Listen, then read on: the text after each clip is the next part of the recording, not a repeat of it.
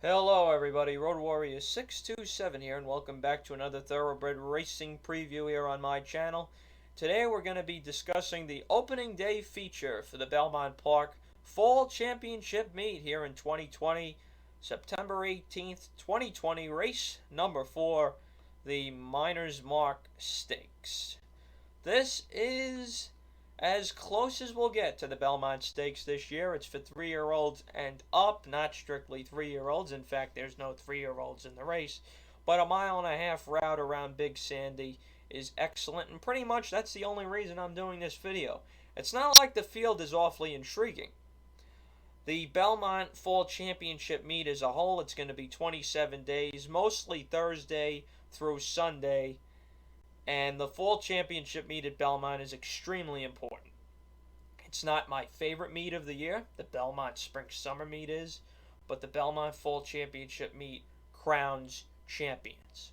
Or at least used to crown champions before voters started paying exclusive attention to the Breeders' Cup.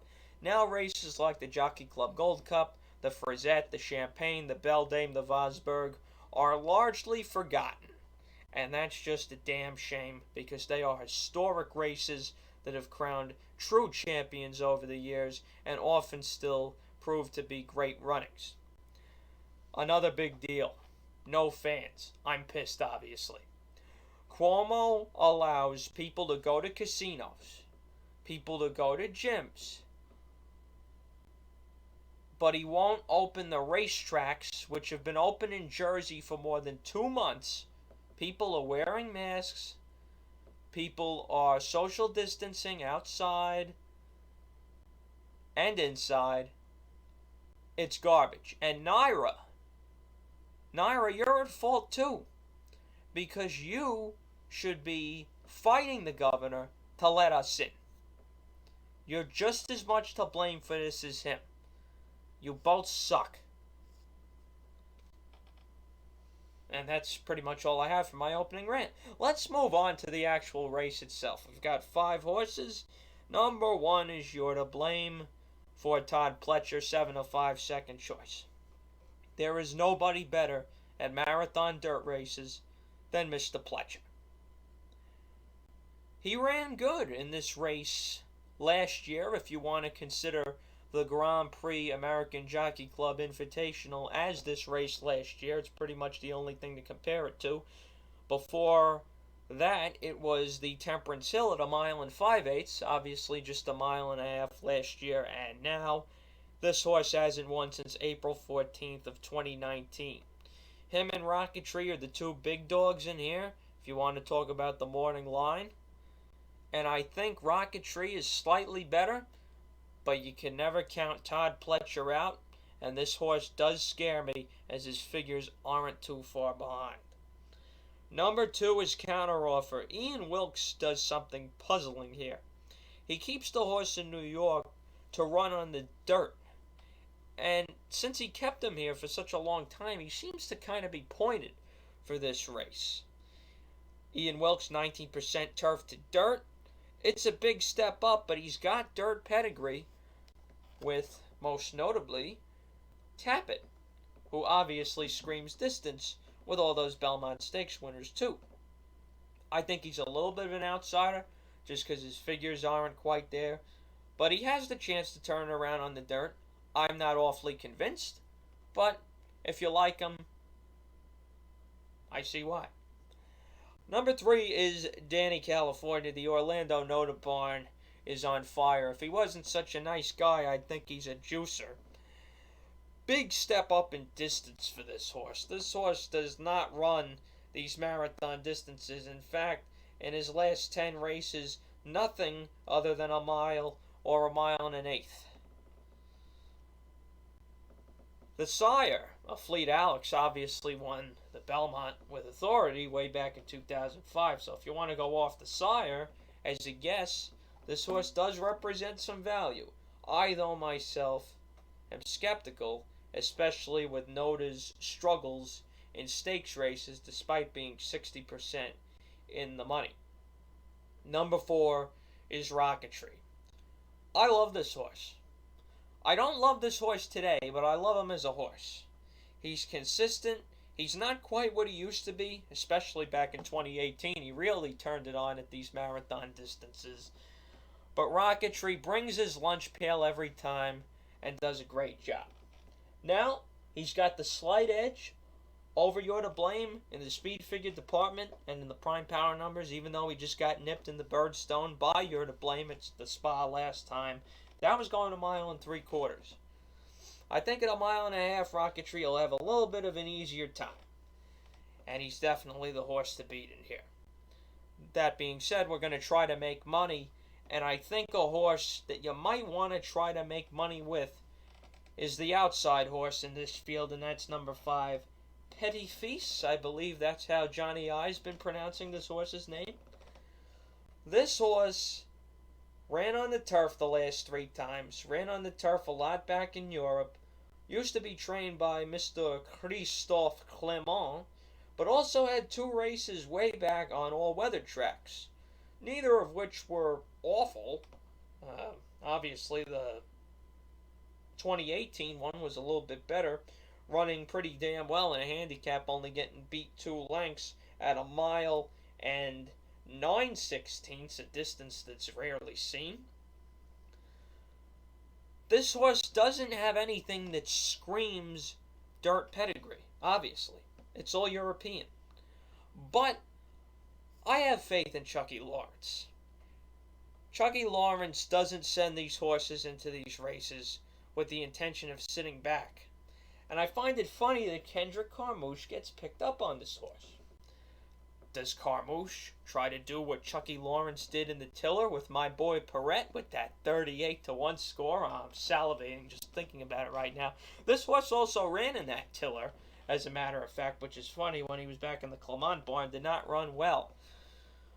But I kind of think that Carmouche has to be a little bit aggressive here, considering Lawrence's past with not only Perrette, but if you remember 2 years ago, Glorious Empire. Now, those were both on the turf, but speed on the dirt in a 1.5 mile race or a long-distance race is even more deadly.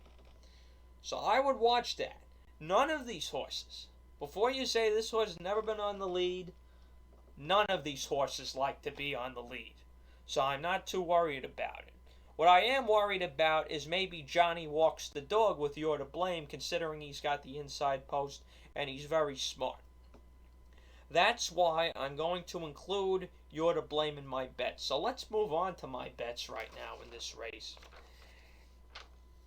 And I got very confused in here. It's a very puzzling scenario because I think that the race goes through the 1 and the 4, as the morning line does, obviously. But the other 3 horses are so unknown for different reasons. The 2 as far as class, the 3 as far as distance, and the 5 as far as surface. So here's what I tried to do. I tried to throw out the concrete things I usually throw out. I don't think Danny California liked the distance, and I don't think Counteroffer is up to the standards of these horses, although he does have a chance to prove himself on the dirt with that pedigree. I am going to lean on the 3 shortest prices in here, but I'm going to try to make money doing it. An exacta with the 2 favorites obviously isn't going to be worth much of anything. So what are we going to try and do? We're going to try and get Petit Fils, the outsider, in hopes that Carmouche has some forward position to finish first or second in here. So let's do a $2 exacta box, 1-4 over 5, that's $4. $1 exacta box the longer way, 5 over 1-4, and then a $1 triple, 5-1-4, and another $1 triple, 5-4-1. That's $2 for both of those bets together, so it comes out to $8 if you're playing the race by itself. Now, I am starting to play again. Obviously, I played Belmont. I played Saratoga one day over the summer, and that was when I went to Monmouth to play both tracks. I'm not saying I'm making any of these bets. If you want to know what I'm playing, just follow my Twitter account at RoadWarrior627, and I'll let you know the day of. If you're playing multi-race bets, and again, I'm not, If you want to survive the race, use the 1 and the 4. I think the race is a little bit more closely matched than the morning line does, but these two horses, despite not winning in eons, have certainly proved themselves over the years. And both of them like Belmont as well. If I was to make a real multi-race bet in here, you're going to think I'm nuts. I would use all of them for one simple reason. If the 1 or the 4 don't win this race, you are going to get paid tremendously in the pick 4 or the pick 5. It's going to skyrocket the payouts. I wonder if people are going to single Rocketry or if they're just going to use both You're to Blame and Rocketry. It's going to be funny how that settles out, how big of a favorite Rocketry will be, or maybe he won't be because they'll figure You're to Blame might get to the lead from the inside post and just walk the dog with Johnny, as nobody knows who's going to go to the lead in here. But those are my thoughts. $8 play for the race itself, and then I just gave out those multi-race ideas. If I had a gun to my head, I'd pick Rocketry just because I love him as a horse. I love him as a fan of racing. I love horses that can not only go long, but bring their lunch pail every time. And that's, I love nothing more than to see him and Jimmy Jerkins win this race along with Junior Alvarado. That's pretty much all I got, guys. Thank you very much for listening. I hope you enjoy the Belmont Park Fall Championship Meet. We should be allowed to be there. It's bullshit, but try to enjoy it the best you can. That's what I'll be doing. Thank you very much, and remember, pay your bills first, enjoy the fall at beautiful Belmont Park.